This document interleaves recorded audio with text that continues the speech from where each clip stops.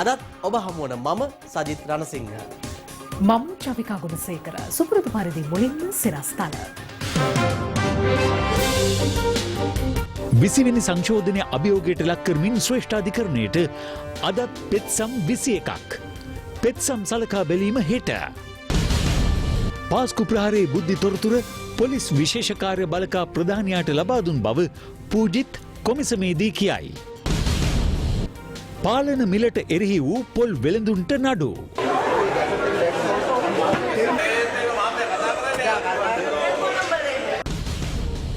නික්ම ගිය සිනහවේ රජු.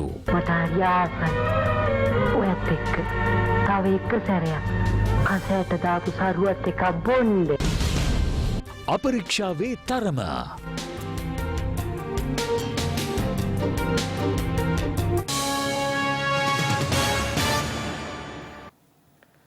විසිවැනි ආණ්ඩුක්‍රම ව්‍යවස්ථා සංශෝධන 50 කෙටුම්පතට විරුද්ධව ලැබී ඇති පෙත්සම් හෙට ශ්‍රේෂ්ඨාධිකරණය හමුවේ සලකා බැලීමට නියමිතයි.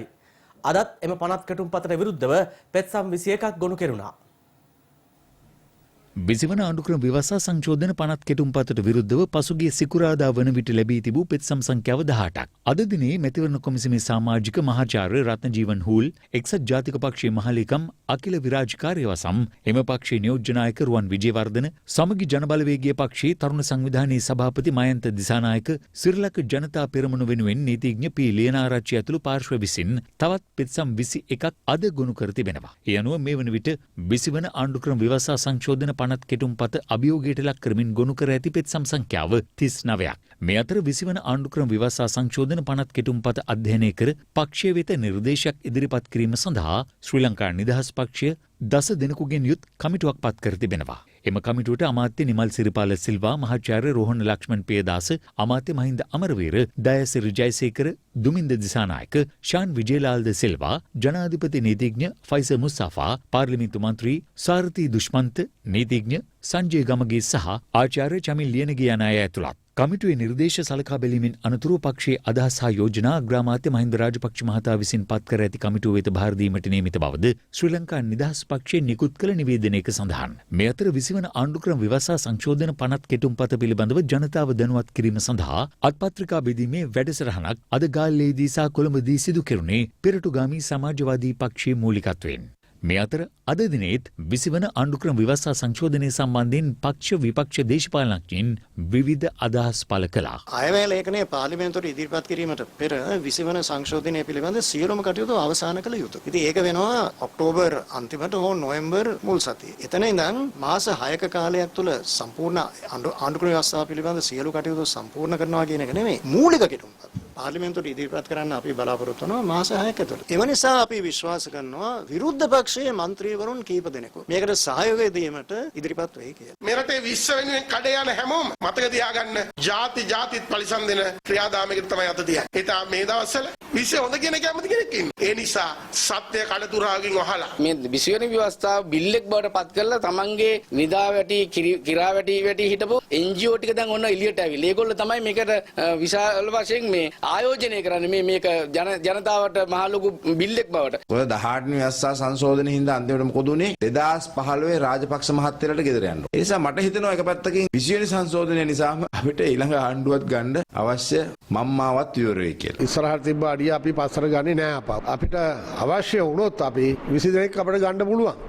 ඒක අපි සූදානම් කරගෙන ඉන්නේ. ඒක කිසිම ගැටලුවක් නැහැ. විශ්ව කියන්නේ ඊටාම භයානක ව්‍යවස්ථා සංශෝධනයක්. වැඩ කරන කෙනෙක්ට මේ තියෙන විධායක බලතල ඇති හොඳටම වැඩ කරගන්න. ඉතින් මං ආදරෙන් ඉල්ලනවා අතිගරු ජනාධිපති ගෝඨාභය රාජපක්ෂ මහත්මයාගෙන් මේ 20ට වශී වෙලා මේක ගේන්න හදන්න එපා. විශේෂයෙන්ම මේ සංශෝධනය එක කඩයිමක් විතරයි. අපි තව අවුරුදු දෙකක් ඇතුළතදී අලුතෙන්ම ව්‍යවස්ථාවක් මේ රටට හඳුන්වා දෙන්න තමයි බලාපොරොත්තු වෙන්නේ. හොඳ සංශෝධනයක් ආවා නම් එනවා නම් ඒක ගැන අපි සලකා බලන්න පුළුවන්. අපි තීරණය කරන්න බෑ. නමුත් සලකා බලන්න පුළුවන්. 19 වෙනි සංශෝධනයෙන් ගිය බස් එක රිවර්ස් එකට. 20 වෙනි සංශෝධනය යන්නේ හොඳට ගියර් 4ට දාලා ඉස්සරහට. ඒ 20 අනිවාර්යයෙන්ම අපි සම්මත කරනවා.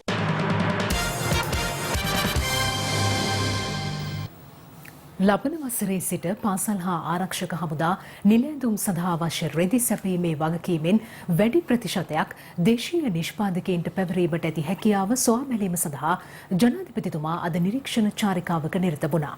එහිදී එතුමා ප්‍රකාශ කළේ මහා පරිමාණ සහ සුළු පරිමාණ දේශීය නිෂ්පාදකයන් ඉහළ ප්‍රමිතියකින් සහ ගුණාත්මක අගයෙන් වැඩි රෙදි නිෂ්පාදනය වහාම ආරම්භ කළ යුතු බවයි. ජනාධිපති ගෝඨාභය රාජපක්ෂ මහතා අද උදෑසන දංකොටුව කර්මාන්තපුරයේ නිරීක්ෂණ චාරිකාවක නිරත වුණා. ප්‍රථමයෙන් ජනාධිපතිතුමන්ගේ නිරීක්ෂණයට ලක්ුණේ දංකොටුව කර්මාන්තපුරයේ පිහිටුවා ඇති ක්‍රියේටිව් ටෙක්ස්ටයිල් මිල් පෞද්ගලික ආයතනයයි. රුපියල් මිලියන 2000ක ආයෝජනයකින් සාපිත කර ඇති මෙම ආයතනය 2015 වසරේ සිට වසා දමා තිබෙනවා. කිසිදු ආදායමක් නොලැබුණද වසරකට රුපියල් මිලියන 8ක බැංකු පොලියක් ගෙවීමට සිදු ඇති බවයි එහි හිමිකරුවන් මෙහිදී ප්‍රකාශ කළේ. මෙම ආයතනය මගින් ඉන්දියාව, පාකිස්තානය සහ චීනය යන රටවලින් නූල් ආනයනය කොට රෙදි නිෂ්පාදනය කිරීමෙන් 500 දෙනෙකුට රැකියා සපයා තිබෙනවා. එහි නිෂ්පාදන ධාරිතාව දිනකට රෙදි මීටර් ලක්ෂය දක්වා වැඩි කිරීමට අපේක්ෂා කරන අතර රෙදි නිෂ්පාදනය කඩිනමින් යලි ඇරඹීමට ආයතන කළමනාකාරීත්වයේ දිරිගැන්වූ ජනාධිපතිතුමා ස්වයං රැකියාවක් ලෙස රෙදි නිෂ්පාදනයේ නිරත පිරිසටද පාසල් රෙදි සැපීමට අවස්ථාව සැලසීම ගැන සොයා බලන්නයි එහිදී ප්‍රකාශ කළා. වාර්ෂික පාසල් නිල ඇඳුම් අවශ්‍යතාව වන්නේ රෙදි මීටර් මිලියන 11ක්. මේක එක දවසක් රන් කරේ නේද? ටෙස්ට් රන් එක දුවලා නැස්තේ. නෑ දැන් මං කියන්නේ දැන් ඔයගොල්ලන් ප්‍රොබ්ලම් එක තියෙන්නේ ජනවාරි ඔක්කොම දෙන්න ඕන කියන එකනේ. ඉතින් ඒක ඔයගොල්ලෝ මේක හදලා මේක කරනවා නම් මේකත් වැඩ කරොත් මේක වැඩ දෙන්න බැරිද ඉතුරු සීටි එක? දේශීය රෙදි නිෂ්පාදනය වැඩි කිරීමෙන් ආනයන පිරිවැය 68%කින් ඉතිරි කරගත හැකි බව ජනාධිපතිතුමා මෙහිදී පෙන්වා දුන්නා. දේශීය රෙදි මිලට ගැනීමෙන් අධ්‍යාපන අමාත්‍යාංශයට වාර්ෂිකව රුපියල් මිලියන 80කට අධික මුදලක් ඉතිරි කරගත හැකි බවද මෙහිදී අනාවරණය වුණා.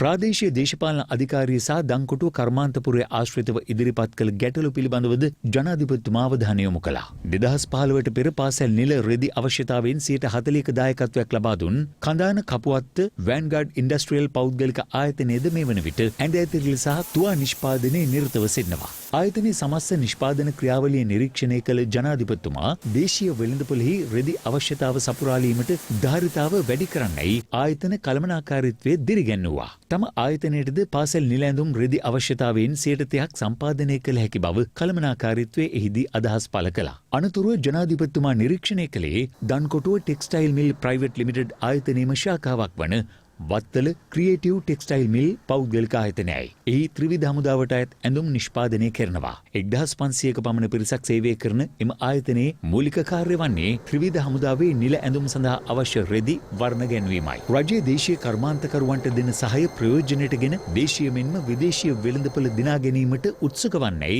ජනාධිපතිතුමා ඔවුන්ගෙන් ඉල්ලා සිටියා. මේ ආයතන නිෂ්පාදනය කරන ජාතික සහ බෞද්ධ කොඩි නිරීක්ෂණය කළ ජනාධිපතිතුමා ඉල්ලුමට අවශ්‍ය පරිදි රට තුළ නිෂ්පාදනය වැඩි කිරීමට පියවර ගන්නා ලෙසද මෙහිදී හිමිකරුවන්ට දැනුම් දී තිබෙනවා.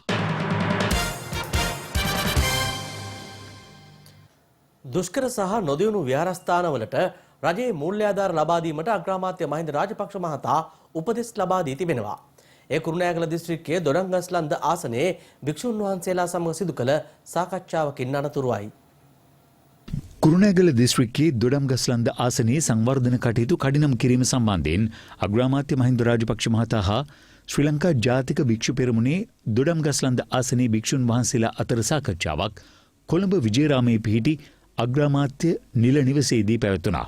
මෙහිදී අග්‍රාමාත්‍යවරයා සඳහන් කළේ රට පුරා සියලු දුෂ්කර සහ නොදියුණු විහාරස්ථානවලටද මූල්‍යාධාර ලැබෙන පරිදි රජයේ ප්‍රතිපාදන වෙන් කර ඇති බවයි. පසුගිය කාලයේ රජයේ මූල්‍යාධාර ලබා දීමේ වැඩසටහන්වලදී දියුණු විහාරස්ථානවලට රුපියල් මිලියන ගණනින් ආධාර ලබා දී ඇති බවත් දුෂ්කර සහ නොදියුණු විහාරස්ථාන සංවර්ධනයට මුදල් වෙන් නොවීමත් සැලකිල්ලටගෙන අග්‍රාමාත්‍යවරයා මෙම උපදෙස් ලබා දී තිබෙනවා. නෙල්ලිගල රජමහා විහාරයේ පූජා භූමියක් ලෙස නම් කිරීම සහ විහාරස්ථානවල සංවර්ධන කටයුතු සම්බන්ධයෙන් බුද්ධ ශාසන අමාත්‍යාංශයේ ලේකම් මහාචාර්ය කපිල ගුණවර්ධන මහතාට මෙහිදී අග්‍රාමාත්‍යවරයා උපදෙස් ලබා දුන් බවයි අග්‍රාමාත්‍ය මාධ්‍ය ඒකකයේ නිකුත් කළ නිවේදනයක දැක්වුණේ.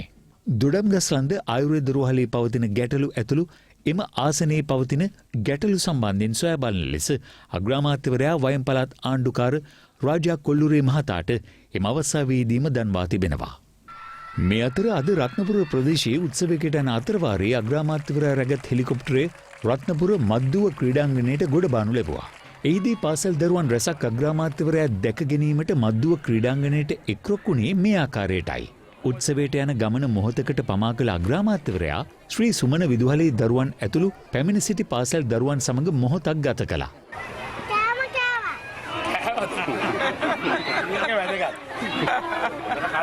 දරුවන්ගේ සුවදුක් විමසමින් ඔවුන්ගේ අඩුපාඩු සොයා බැලීමට අමාත්‍ය පවිත්‍ර වන්‍යාරච්චි මහත්මියට සහ ජානක වක්කුඹුර මහතාට උපදෙස් ලබා දුන්නා. අග්‍රාමාත්‍යවරයා යළි උත්සවයට යාමට සූදානම් වූ අවස්ථාවේ පාසල් දරුවන් අගමැතිතුමාගෙන් ආශිර්වාද ලබා ගැනීමට උනන්දු ආකාරය දක්නට ලැබුණා.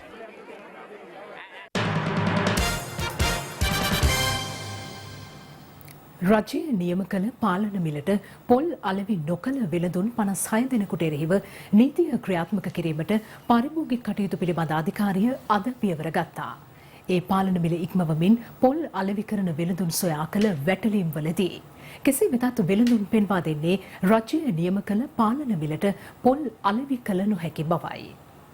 ඉහළගේ පොල් මිල පාලනය සඳහා රජයේ පසුගිය සිකුරාදා සිට ක්‍රියාත්මක වන පරිදි උපරිම සිල්ලර මිලක් නියම කළා. ඒ අනුව වට ප්‍රමාණය අඟල් 13ට වැඩි පොල් ගෙඩියක් රුපියල් 70ක උපරිම සිල්ලර මිලකටත් වට ප්‍රමාණය අඟල් 12-13ත් අතර පොල් ගෙඩියක් රුපියල් 65ක උපරිම සිල්ලර මිලකටත් අලෙවි කිරීමට නියම කරන අතර වට ප්‍රමාණය අඟල් 12ට අඩු පොල් ගෙඩියක් අලෙවි කිරීමට නියම කෙරුණේ රුපියල් 60ක උපරිම සිල්ලර මිලකටයි. කෙසේ වෙතත් එම මිල ගණන් යටතේ පොල් අලෙවි වන බවක් පසුගිය දින කිහිපෙම දක්නට ලැබුණේ නැහැ. ඒ අනුව පාරිභෝගික කටයුතු පිළිබඳ අධිකාරිය ඊයේ සහ පෙරේදා දිනවලදී පාලන මිල සම්බන්ධයෙන් වෙළඳුන් දැනුවත් කිරීමට පියවර ගත්තද එම මිල ගණන් ඉක්මවමින් පොල් අලෙවි කරන වෙළඳුන්ට එරෙහිව නීතිය ක්‍රියාත්මක කිරීමට පියවර ගත්තේ නැහැ. කෙසේ වෙතත් රජය නියම කළ මිල ගණන් උල්ලංඝනය කරමින් පොල් අලෙවි කළ වෙළඳුන්ට එරෙහිව නීතිය ක්‍රියාත්මක කිරීමට පාරිභෝගික කටයුතු පිළිබඳ අධිකාරිය අද පියවර ගත්තා.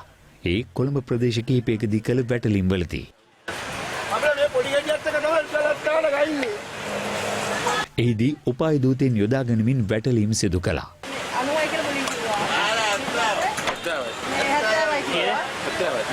මිල දාලා නැහැ නේ වැරද්දක් තියෙනවා මිල දාන්න ඕනේ.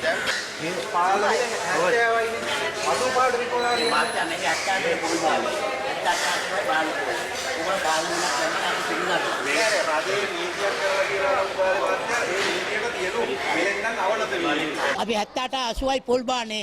අපි 70ට කොහොමද දෙන්නේ 65ට කොහොමද දෙන්නේ? ලොරියෙන් බාන්නේ ඉතින් 65 70 විසු බාන්නේ ඉතින් 65ට කොහොමද පොල් දෙන්නේ? ආණ්ඩුවෙන්ම ලොරියක් ගෙනල්ලා පොල් බෑවනම් ඉවරයි පාලන මිලකට. තොග වෙළඳුන් පොල් අලෙවි කරන මිල ගණන සම්බන්ධයෙන් අද පෙරවරුවේ ස්වර්ණවාහිනී පත්තරේ වැඩසටහනින්ද අපි සොයා බැලුවා. තොග මිලට මේ පොල් ගෙඩියක් රුපියල් 70යි. මේ පොල් ගෙඩිය අපි ගන්නෙත් ඔක්කොම 67ට අරන් තියෙන්නේ. 67ට අරගෙන 70ට විකුණනවා කියන එක ඇත්තටම බොරු කතාවක්. කෙසේ වෙතත් පාලන මිල ඉක්මවමින් පොල් අලෙවි කළ වෙළඳුන්ට එරෙහිව නීතිය ක්‍රියාත්මක කිරීමට පාරිභෝගික කටයුතු පිළිබඳ අධිකාරිය අද පියවර ගත් අතර ඔවුන් නඩු පැවරීමටද ක්‍රියා කළා. පොල් මිල ඉහළ යාම සම්බන්ධයෙන් දේශපාලන පක්ෂ නියෝජිතයන්ද අද මෙලෙස අදහස් පළ කළා. පොල් ගෙඩිය රවුම ගේන්න බැරුව ගියා හැබැයි. අලුත් ආදායම් මාර්ගයක්. අනේ අපොයි මේ රට වෙච්චදී පොල් ගෙඩියත් මැනලා ගන්න සිද්ධ වුණා මේ රටේ ජනතාව. පොල් ගෙඩිය ඕන නම් දෙන්නම් හැබැයි මේක නරක වෙලාද දන්නේ. අන්තර අමුතුමාගේ ගෙදරට වාල්ලු තරගෙන ගිහලා තමයි මේක ගන්න වෙන්නේ ඉස්සරහ. මේකට මොකද ගන්නෙ? මේකට මෙතන තියනවානේ. දැන් මේ පොල් ගෙඩියක්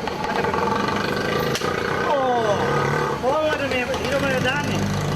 ආණ්ඩුව හැටියට පුළුවන් තරම් උත්සාහ කරන්නේ ජනතාවට අවශ්‍ය ජනතාවට වැඩිපුරම සහන ලබා දීමේ අවශ්‍යතාවය සඳහා තමයි ආණ්ඩුව විශ්වාස කරන්නේ. මම පිළිගන්නවා යම් ආකාරයේ එදිනෙදා අවශ්‍යතා සඳහා යම් වියදමක් වැඩි වෙලා තියෙන බව පිළිගන්නවා. නමුත් ඒ සඳහා සාධනීය දායකත්වයක් ආණ්ඩුව ලබා දීම නිසා අවශ්‍යතාවය මත තමයි එවැනි ආකාරයේ නව නීති අනුන්ලා දීලා ජනතාවට වඩා හොඳ සේවයක් ලබා දෙන්න තමයි රජය මැදිහත් වෙලා තියෙන්නේ. මෙරට වාර්ෂික පොල් නිෂ්පාදනයේ මිලියන 3000ක් පමණවත් එම නිෂ්පාදනයෙන් 3/1 යොදා ගැනෙන්නේ පොල් ආශ්‍රිත වෙනත් නිෂ්පාදන සඳහායි. දෛනික පරිභෝජනයේ සඳහා ඉතිරි පොල් යොදා ගැනුණද පොල් අස්වැන්නේ හිඟයක් පවතින සමයේදී එය පරිභෝජනයේ සඳහා ප්‍රමාණවත් වන්නේ නැහැ. වෙළඳුන් පෙන්වා දෙන්නේ වෙනත් නිෂ්පාදන සඳහා පොල් අධික ලෙස යොදා ගැනීම පාලනය කළ හැකි නම් වෙළඳපොළ තුළ පොල් මිල පාලනය කිරීමට අපහසු නොවන බවයි. මේ අතර හෙක්ටර් කොබ්බෑකඩුව ගොවි කටයුතු පර්යේෂණ ආයතනය පෙන්වා දෙන්නේ පොල් ඉඩම් කට්ටි කිරීම ඇතුළු කරුණු කිහිපයක් පොල් අස්වැන්න අඩුවීමට බලපා ඇති බවයි. පොල් වගාබීම් වසරින් වසර අඩුවීම හේතුවෙන් පොල් නිෂ්පාදනයේද වාර්ෂිකව පහළ යන පසුබිමක සරුවට වැඩුණු පොල්ගස් 300ක් පමණ කපා දමා ඇති අයුරු අපට හිඟුරක්ගොඩ ප්‍රදේශයෙන් වාර්තා වුණා. හිඟුරක්ගොඩ බුද්ධාය ගල්ලමුණ ප්‍රදේශයේ ඇති D5 අපවාහන ඇල සංවර්ධනය කරන මුවාවෙන් එම ඇල ඉවුරේ ඇති පොල්ගස් මෙලෙස කපා දමා තිබුණේ මින්නේරිය වාරිමාර්ග දෙපාර්තමේන්තුවේ මැදිහත්වීමෙන්. ගොවීන් පෙන්වා දෙන්නේ තවත් පොල්ගස් 1500ක් පමණ කපා දැමීමට සැලසුම් කර ඇති බවයි. එහා පැත්තේ බලන්න කොච්චර තියෙනවද ඉඩ?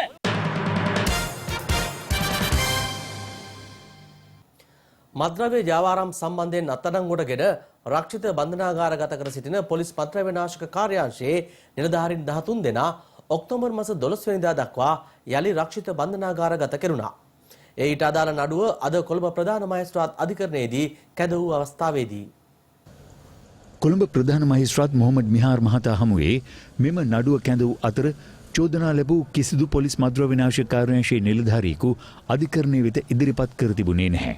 එහිදී අධිකරණය හමුවේ පෙනී සිටි නියෝජ්‍ය සොලිසිටර් ජෙනරාල් දිලීප පීරිස් මහතා කරුණු දක්වමින් කියා සිටියේ අදාළ සැකකරුවන් මාතර සිට බලපිටිය දක්වා හෙරොයින් කිලෝග්‍රෑම් 130ක ප්‍රමාණයක් ප්‍රවාහනය කිරීමේ සිද්ධියට අදාළව මංජු නැමැති සැකකරුවෙකු අත්අඩංගුවටගෙන රැඳුම් නියෝග මත විමර්ශන සිදු කරන බවයි.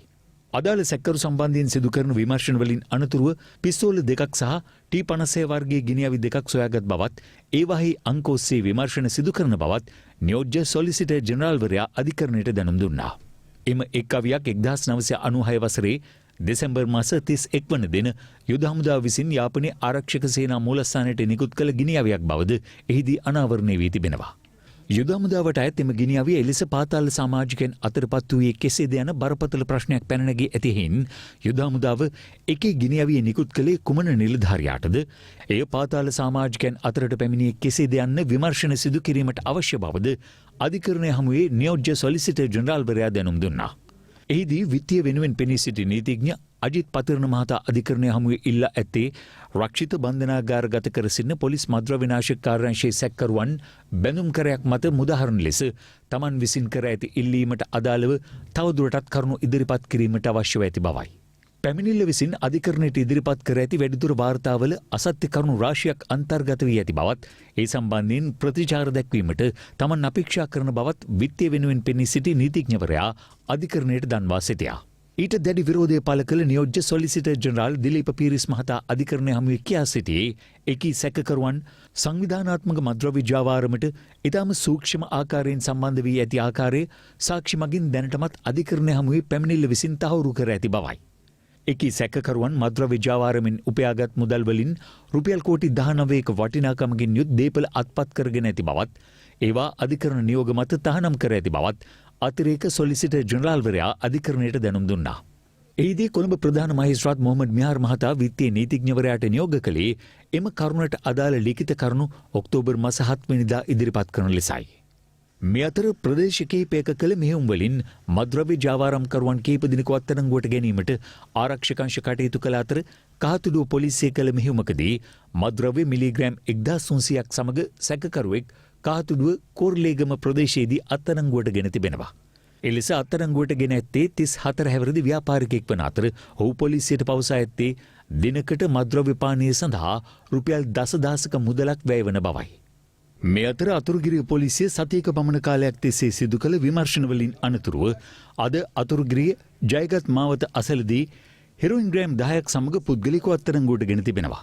ඔහුගෙන් කළ ප්‍රශ්න කිරීම් වලදී ලැබුණු තොරතුරු අනුව තවත් පුද්ගලයෙකු මාලබේ 10 ප්‍රදේශයේදී අත්අඩංගුවට ගෙන ඇත්තේ හෙරොයින් ග්‍රෑම් 500ක්ද සමගයි. අත්අඩංගුවටපත් පුද්ගලයන් යම් පාතාල කණ්ඩායමකට සම්බන්ධයක් පවතීද යන්න පිළිබඳ අතුරුගිරිය පොලිසිය විමර්ශන පවත්වනවා.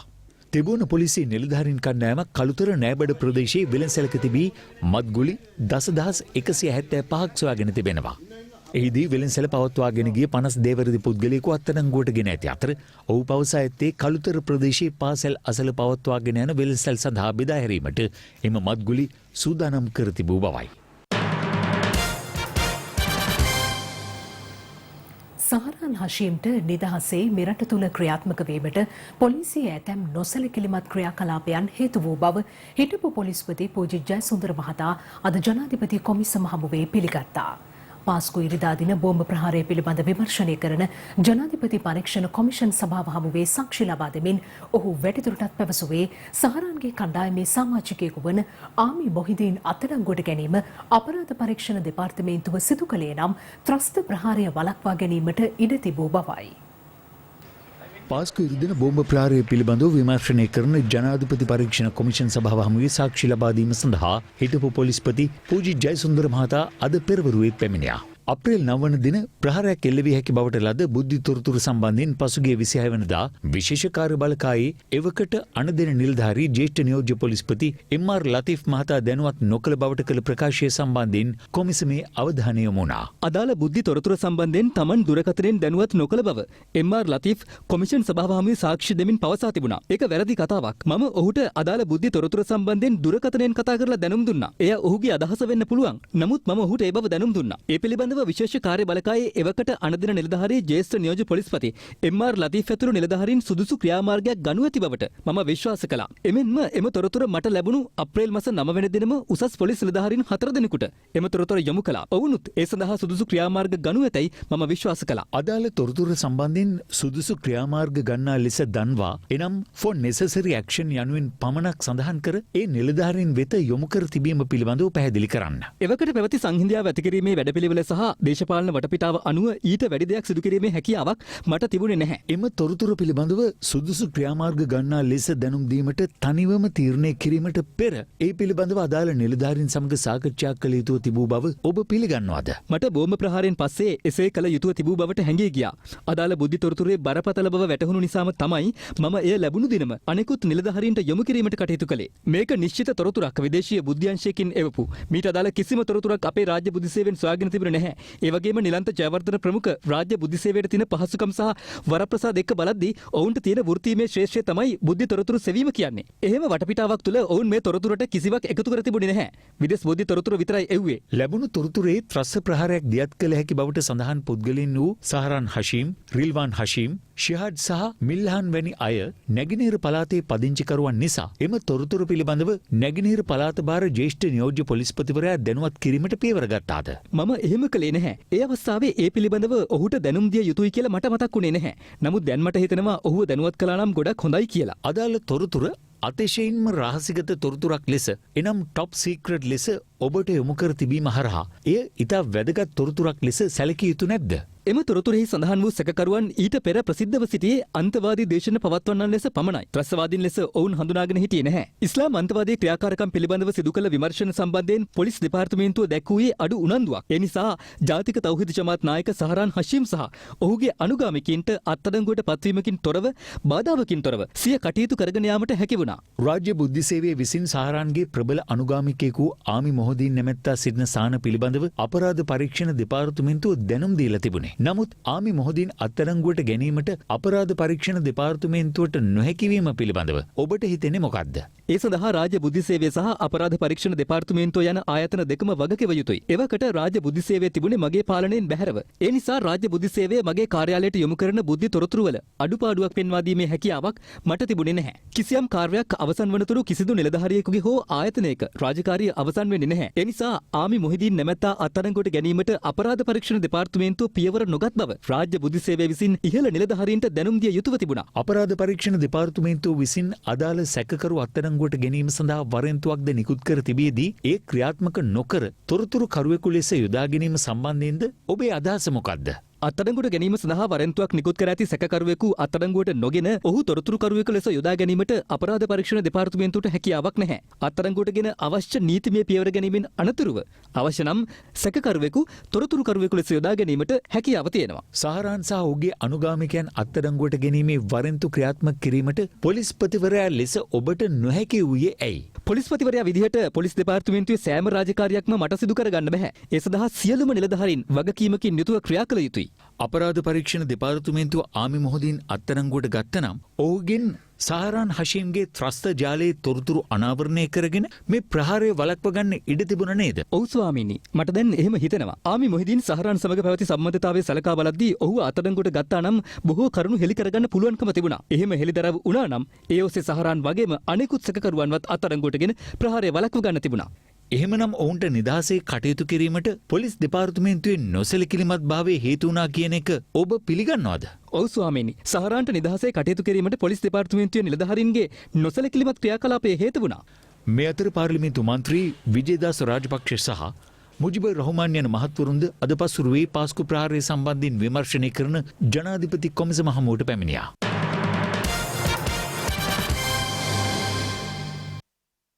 අනුග්‍රහය Josie 18+ Smart Gen මගේ busy life එකට හරියටම set වෙන account එක. Airtel 99 reload market එකේ හොඳම එක. උණුසුම් මෙන්න විසඳුම රුපියල් 25990 සිට Abans water heater. පරම්පරාගත විශ්වාසය වැදගත් වන්නේ ඒ නිසායි. මේ පණිවිඩය සංස්ථාවානයේ වෙතින්.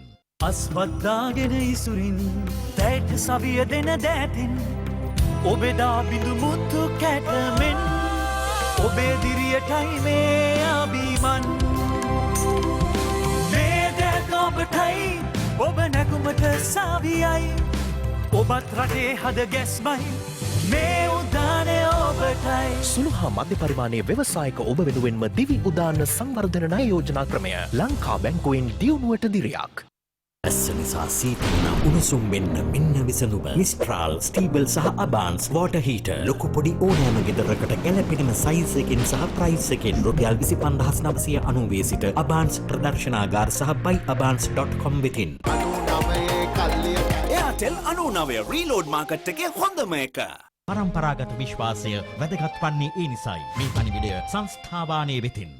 ලීසින් පොලිය අඩු කාලේ ඇයි තාමත් වාහනයක් ගත්තේ නැත්තේ? LB ලීසින් වෙතින් ලියාපදිංචි කළා නොකළ ඕනෑම වාහනයකට වැඩිම ලීසින් මුදලක් අඩුම පොලියට. දැන් මම තන්න 0112 මොබිටෙල් රීලෝඩ් සහ පසුගියුම් බිල්පත් ගෙවන පහසුම ක්‍රමය. විරාමයෙන් පසු ප්‍රථම පුවත. ශ්‍රී ලංකාවේ හොඳම ජීවිත රක්ෂණ සමාගම ලෙස AIA ඉන්ෂුරන්ස් සැලකෙන්නේ එබැවිනි.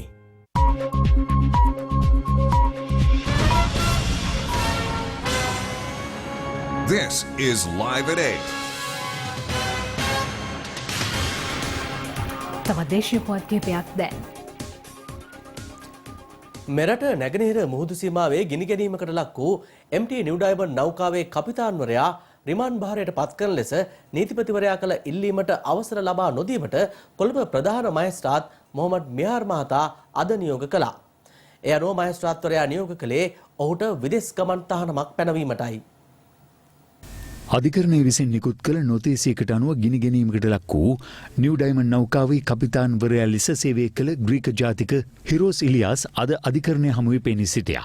පැමිණිල්ල වෙනුවෙන් පෙනී සිටි නියෝජ්‍ය සොලිසිටර් ජෙනරාල් දිලීප පීරිස් මහතා අධිකරණය හමුවේ කරුණු දක්වමින් සැකකාර කපිතාන්වරයා අදාළ නෞකාවේ ගින්න හටගත් අවස්ථාවේ ඒ මැඩ පැවැත්වීමට ගත යුතු පියවර පැහැර හැර ඇති බවට චෝදනා කළා. එහිදී සැකකාර කපිතාන්වරයාට එරෙහිව මහාධිකරණය හමුවේ නඩු පැවරීමට නීතිපතිවරයා අපේක්ෂා කරන බවත් එවැනි නඩු පැවරීමක් සිදු කරන අවස්ථාවක ඔහු යලි අධිකරණය හමුවට ගෙන්වා ගැනීම තහවුරු කිරීම සඳහා ඔහු රජයේ අධීක්ෂණය යටතේ රඳවා තැබීම අවශ්‍ය බවත් නියෝජ්‍ය සොලිසිටර් ජෙනරාල්වරයා අධිකරණයට පෙන්වා දුන්නා. ඒ අනුව සැකකරු රක්ෂිත බන්ධනාගාරගත කරන ලෙසයි රජයේ නියෝජ්‍ය සොලිසිටර් ජෙනරාල්වරයා අධිකරණයෙන් ඉල්ලා සිටියේ. කෙසේ නමුත් නිව් ඩයමන්ඩ් නෞකාවේ කපිතාන්වරයා රිමාන්ඩ් භාරයට පත් කරන ලෙස කළ ඉල්ලීමට අවසර නොදුන් කොළඹ ප්‍රධාන මහේස්ත්‍රාත් මොහොමඩ් මියාර් මහතා එම කපිතාන්වරයාට විදෙස් ගමන් තහනමක් පැනවීමට නියෝග කළා. එමෙන්ම විමර්ශනවලට පූර්ණ සහාය ලබා දෙන ලෙසත් පදිංචිව සිටින ස්ථානය වෙනස් කරන්නේ නම් ඒ බව අධිකරණය වෙත දැනුම් දෙන ලෙසත් මහේස්ත්‍රාත්වරයා විසින් නෞකාවේ කපිතාන්වරයාට නියෝග කළා. එහිදී මහේස්ත්‍රාත්වරයා විවෘත අධිකරණයේ ප්‍රකාශ කළේ සමුද්‍ර දූෂණ වැළැක්වීමේ පනතට අනුව යම් පුද්ගලයෙකු අත්අඩංගුවට ගැනීම, රඳවා ගැනීම හා නඩු පැවරීම පිළිබඳව බලය පැවරී ඇත්තේ මහා අධිකරණයට බවයි.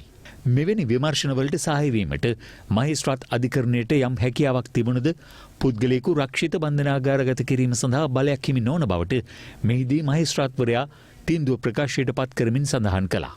ඒ අනුව පැමිණිල්ල යලි ඔක්තෝබර් මාස 12 වෙනිදා කැඳවන ලෙසට මහේස්ත්‍රාත් ලබන බ්‍රහස්පතින්දා පස්වරුවේ මොරටුමුල්ල බෙතෝදිස්ත දේවස්ථානයේදී සිදු කිරීමට නියමිතයි.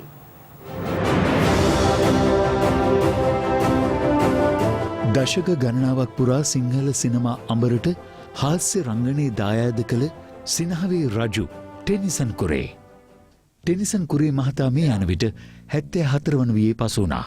කලන මිතුරෝ ජීවන්තී වැනි චිත්‍රපටවල සුළු චරිත නිරූපණයකින් සිංහල සිනමාවේ ගමන් මඟ ආරම්භ කළ ටෙනිසන් කුරේ ප්‍රධාන චරිත නිරූපණයකට එක්වෙමින් සිංහල සිනමාවේ ගමන් මඟ යළි නොමැකෙන ලෙසින් සටහන් කරන්නේ දිනේෂ් ප්‍රියසාද් විසින් නිර්මාණය කළ පෙරලිකාරයෝ සිංහල චිත්‍රපටයත් සමගයි. මනුස්සෙකුණාම අම්බානක නින්ද අවශ්‍යයි. බේමනින්ද කරන්න කිව්ව කොහෙන් කෙලවරද කියන්න බෑ. අද නොකර හිටපන් කට කඩන්න ගහරාකෝ. ජනප්‍රිය වේදිකා නාට්‍ය රසකට රංගනයෙන් දායක වූ ටෙනිසන් කුරේ වේදිකා නාට්‍ය අධ්‍යක්ෂවරයෙක් බවට පත් වුණා. කොහෙන්ද මේවා ගෙනාවේ? පාකිස්තාන අන්තිම කොම්මට එදිච්ච ගමන් තියෙන පොට්ටේ. ටෙනිසන් කුරේ මහතාගේ ආදරණීය බිරිඳ මල්සිරිවන අතර එකම දියණිය මදුමිහිරේ. තම රංගන කාර්ය වෙනුවෙන් සම්මානනීය සිනමා රංගන ශිල්පියෙකු ටෙනිසන් කුරේ අප අතෑරණෙක් මොනත් සිංහල සිනමාවට සිංහල වේදිකාවට සිනාවේ රජු ලෙසින් ඔහු තිලින කළ සියල්ල අද මෙන්ම හෙටත් කලාකාමී සැමගේ හදවත් පිනවනු නිසැකයි. උඹ මොකද කරන්නේ? එළද එලෙක් එකට තට්ටු කරනවා.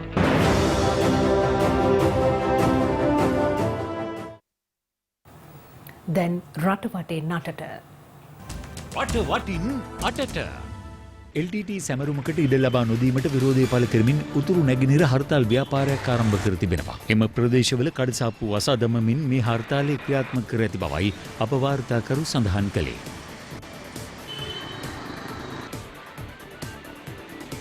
මේ විදිහට මේ සියලු වෙළඳසල් වසා දැමීම ඒ වගේම වෙනමම ඊළමක් ඉල්ලීමේ මේ ජනතාවට කරන රටට කරන බලපෑම මම හිතන්නේ මොහුගේ විමසීමක් කළ යුතුයි. ආරක්ෂක අංශ විසින් මොහුගේ පැමිණිලි සටහන් කරගත යුතුයි. ඇයි මේ කඩ වහලා තියෙන්නේ? පුත්තලම තිල්ලඩිය ප්‍රදේශයේදී අපරීක්ෂාකාරීව මාර්ගය හරහා ගමන්ගත් පාපැදියක් කොළඹ සිට පුත්තලම දෙසට පැමිණි ගෑස් පෙරවූ ලොර් රථයක් ගැටීමෙන් පාපැදිකරු ජීවිතක්ෂයට පත් වුණා. එම අනතුර CCTV කැමරාවක මෙලෙස සටහන්ව තිබුණා.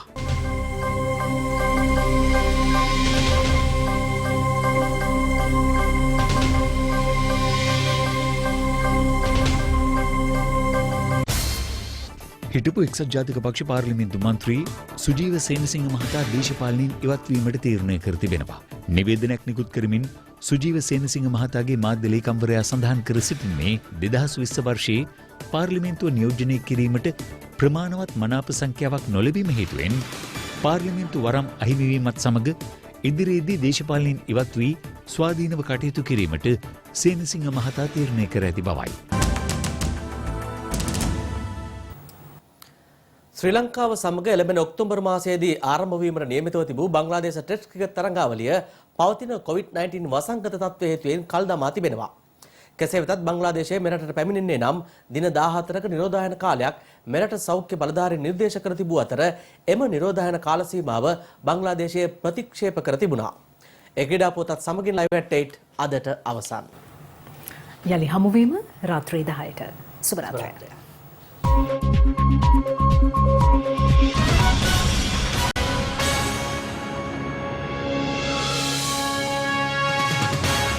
ඇනුම් කරන සියලු නිමැවුම් සඳහා 30% දැවැන්ත වට්ටම